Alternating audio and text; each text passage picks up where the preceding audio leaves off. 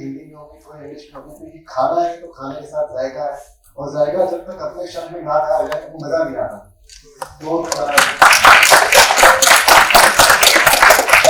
जायके की बात हुई है, तो जायके के साथ जो मेरी शुरुआत हुई उसकी जर्नी को बताते हुए बताऊंगा किस तरह से जो खाना है हमें इनवाइट करता है, जो खाना खाते हैं आपके पेट में जो चीज मिलती है वो कैसे ट्रेडिशन को बताता है, आपकी वो आइडेंटिटी कैसे है, वो पॉलिटिक्स कैसे है, वो कम्युनिटी क्या है, वो सब कुछ एक प्लेट में जो खाने को मिलता है वो बयान करता है। शुरुआत करेंगे एंथनी बोर्डेन के बहुत ही फेमस कोट से। अगर आप लोग एंथनी बोर्डेन को मुझे पता नहीं कितने लोग जानते हैं, आप में से कितने लोग जानते हैं एंथनी बोर्डेन को?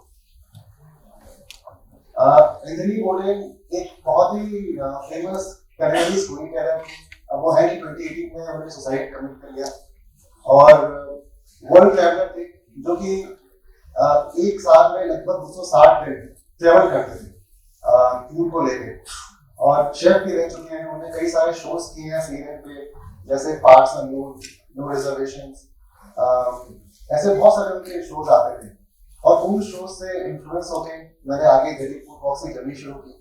उनका कहना था food is everything we are, it's an extension of nationalist feeling, ethnic feeling, your personal history, your province, your region, your tribe, your grandma.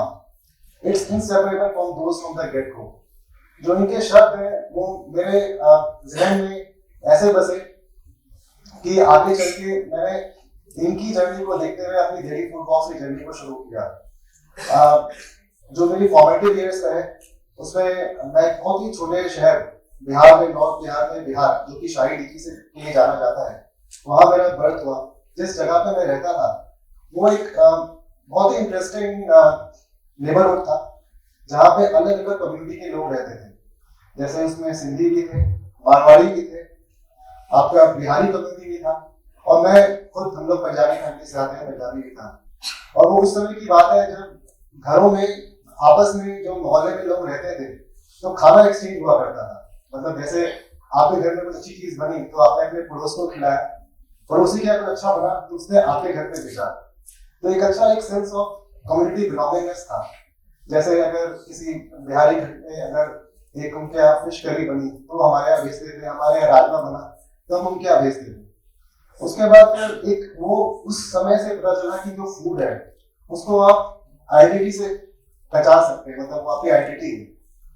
Secondly, school के बाद स्ट्रीट फूड एक्सप्लोर करना, फिर parents के साथ थोड़ा बहुत आसपास जो रेस्टोरेंट्स है वहां जाके खाना खाना, वो एक तरह से मेरे लिए फॉर्मेटिव ईयर्स थे। आगे पढ़ाई के लिए मैं देहरादून गया। देहरादून में टिबेटन्स बहुत रहते हैं, वहाँ पे टिबेटन फूड से के बारे में जानना हुआ।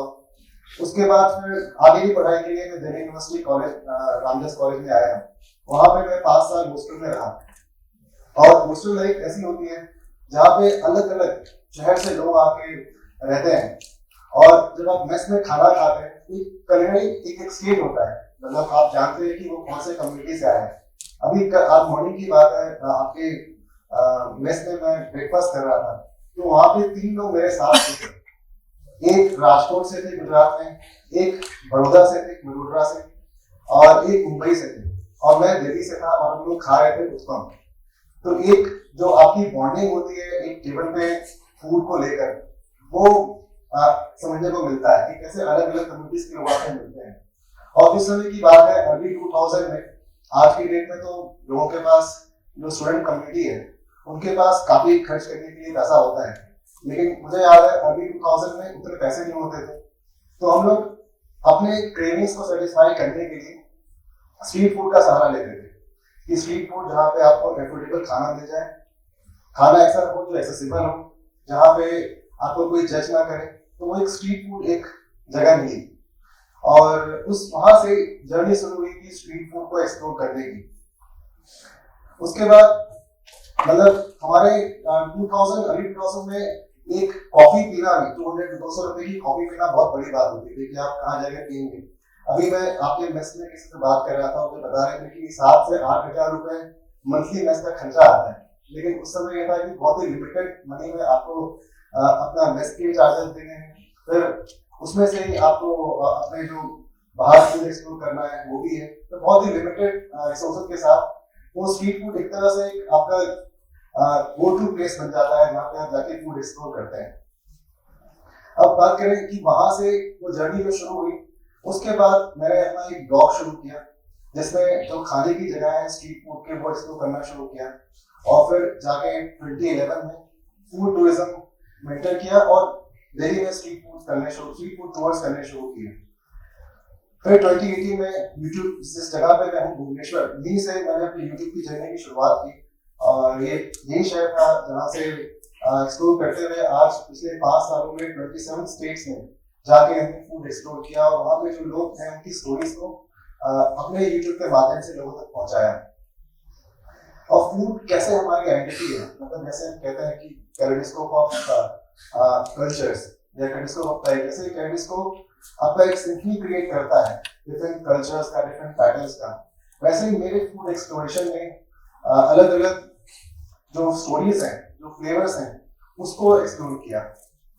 जैसे आप कभी किसी फैमिली में आप खाना खाते हैं कहीं पे किसी के घर पे जाके, मैं जैसे पिक्चर आपकी गणेश चतुर्थी की है, लास्ट ईयर में गणेश चतुर्थी सेलिब्रेशन के लिए महाराष्ट्र गया था, तो आप किसी फैमिली में अगर आप खाना खाते हैं किसी के टेबल पे, तो वो पूरी हिस्ट्री की पता चल जाती है कि वो खाना कैसे आया, कहाँ से आया, उनकी रेसिपीज है, कैसे generation to generation pass on हुई है।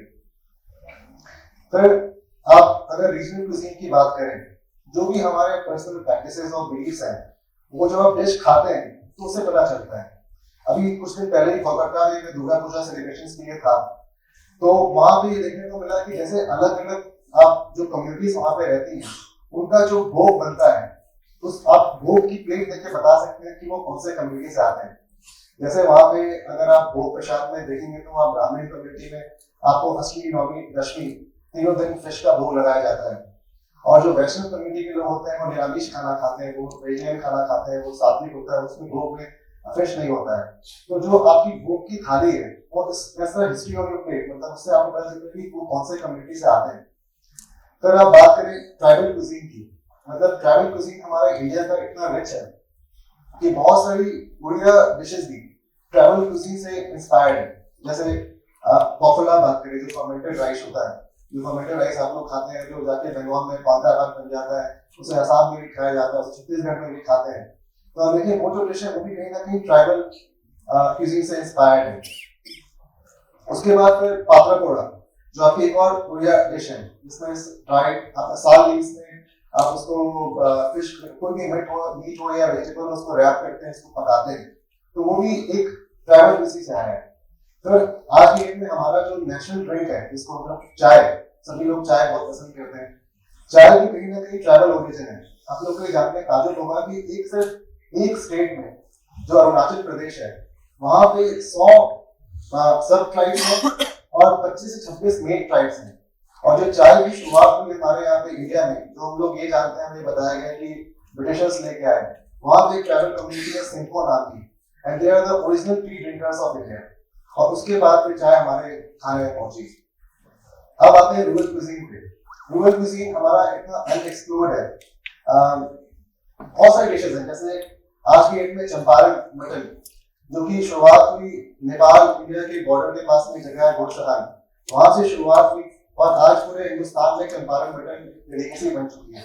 इनफैक्ट 2 दिन पहले मैं एक फिल्म स्क्रीनिंग में गया हुआ था, वो ऑस्कर नॉमिनेटेड मूवी, उसका नाम चंपारण मटन है, और उस मूवी में भी कैसे किस तरह से कास्ट आइडेंटिटी, पॉलिटिक्स, डिस्क्रिमिनेशन को उसमें बताया गया है कि कैसे एक गरीब परिवार जो कि मटन खाने की इच्छा रखता है, लेकिन कहीं ना कहीं उसके पास फाइनेंशियल सोर्सेज नहीं है और वो मटन ला नहीं पाता है, लेकिन सामने मुखिया के घर में मटन बन रहा है, लेकिन वो दूसरे कास्ट से आता है, फिर भी वो मटन अपने खाने में ला नहीं पाता है।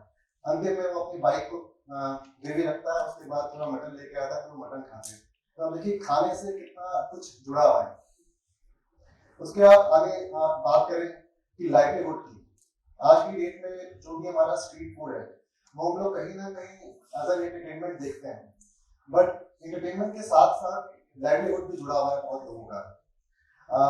हमारे इंडिया में कोई भी ऐसा कोई आंकड़ा नहीं है, कोई ऐसा फिगर्स नहीं है कि कितने स्ट्रीट फूड वेंडर्स हैं। स्ट्रीट वेंडर्स का बट स्ट्रीट फूड वेंडर्स का एग्जैक्टली कोई डेटा नहीं है। सेकेंडली, रेस्टोरेंट एसोसिएशन के लिए हमारे पास NRAI है, लेकिन स्ट्रीट फूड वेंडर्स के लिए कोई एसोसिएशन नहीं है। स्ट्रीट वेंडर्स के लिए है, नेस्ली है, national office federation of India है, लेकिन स्ट्रीट फूड वेंडर्स के लिए नहीं है। और गवर्नमेंट के पास कोई एग्जैक्ट डेटा भी नहीं है कि कितने स्ट्रीट फूड वेंडर्स हैं हमारे इंडिया में। बस एक अप्रोक्सीमेट है कि स्ट्रीट वेंडर्स इतने, उसमें से 30% हम स्ट्रीट फूड वेंडर्स को लाते हैं, और उनकी कोई रिप्रेजेंटेटिव बॉडी भी नहीं है। और हम लोग जो स्ट्रीट फूड खाने के लिए जाते हैं, एक तरफ तो वो तबका है जो उस पे रोज बना के खाने के लिए उस पे डिपेंडेंट है, एक तबका वो है जो उस पे सोर्स ऑफ एंटरटेनमेंट देखता है कि वहां जाके उसे आप इंस्टाग्राम पे पिक्चर्स लेते हैं या फिर एक्शन देखते हैं कि स्ट्रीट पे क्या बन रहा है, वो अपलोड करते हैं। लेकिन कहीं ना कहीं इसके साथ एक सस्टेनेंस जुड़ा हुआ है, एक सर्वाइवल जुड़ा हुआ है, एक सोशल चेंज जुड़ा हुआ है स्ट्रीट फूड के माध्यम से। और ये आपका अरुणाचल प्रदेश में आपातरी ट्रैवल कम्युनिटी है, उनकी पिक्चर्स है। अब ये जो चीजें मैंने बताई आपको, अलग अलग जो कंपोनेंट्स हैं, और एक और इसमें एक और चीज ऐड करना चाहूंगा, जैसे एक तो हमने स्ट्रीट फूड का एक और एक कैटेगरी लग्जरी भी है, जिसको हम लोग फूड को एक ऐसा आर्ट फॉर्म भी देखते हैं। अभी कुछ दिन पहले दिल्ली में एक इटालियन शेफ आए थे, जिनका एक मील 1 पर पर्सन 65,000 रुपीज बेचा गया। तो अभी कितनी डिस्पैरिटी है हमारे खाने में। एक तरफ वो तबका है जो 65,000 रुपए दे के खाना खाता है, और एक वो तबका है जो कि अपने रोज के खाने के लिए स्ट्रीट फूड पे डिपेंडेंट है।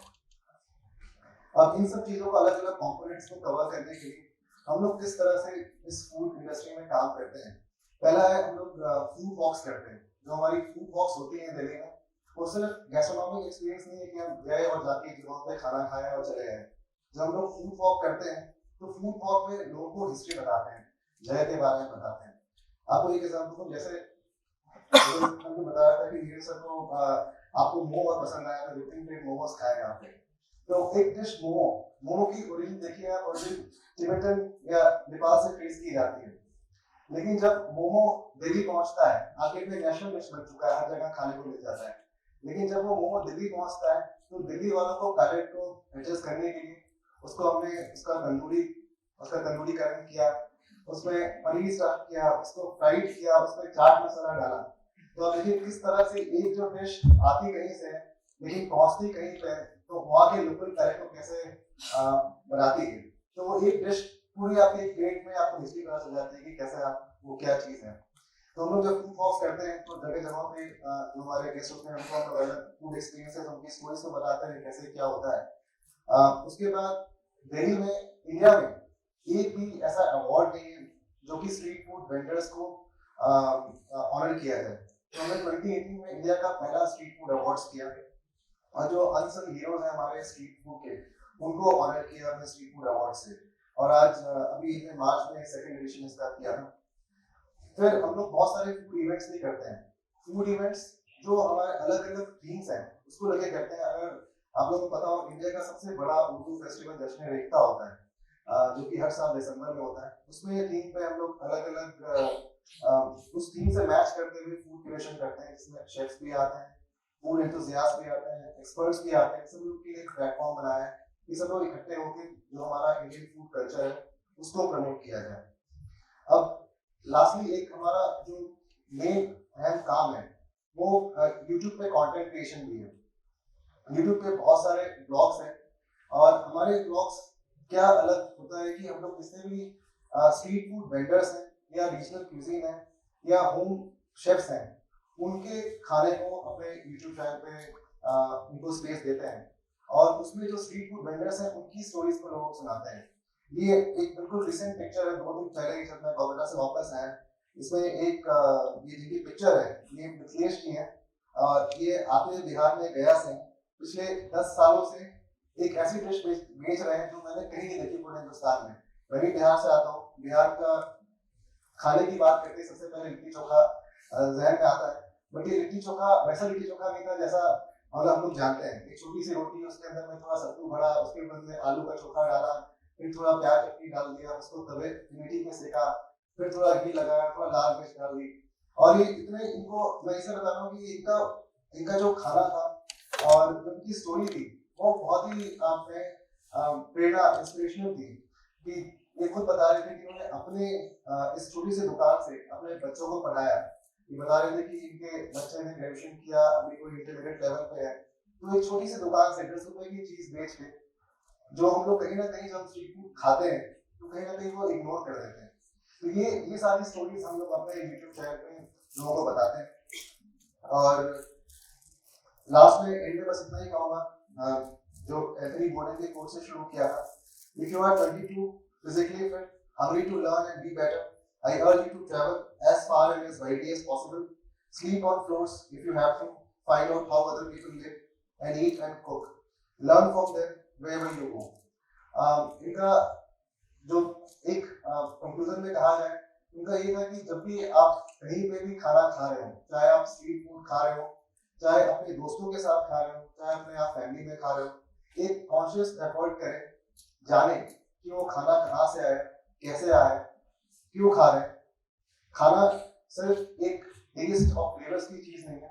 जब आप वो खाना खाते हैं तो आपको वहाँ की उस कम्युनिटी की आइडेंटिटी के बारे में पता चलता है, उसकी पहचान के बारे में पता चलता है, उसकी जो कल्चर है उसके बारे में जानते हैं, उस कम्युनिटी के बारे में जानते हैं। Thank you.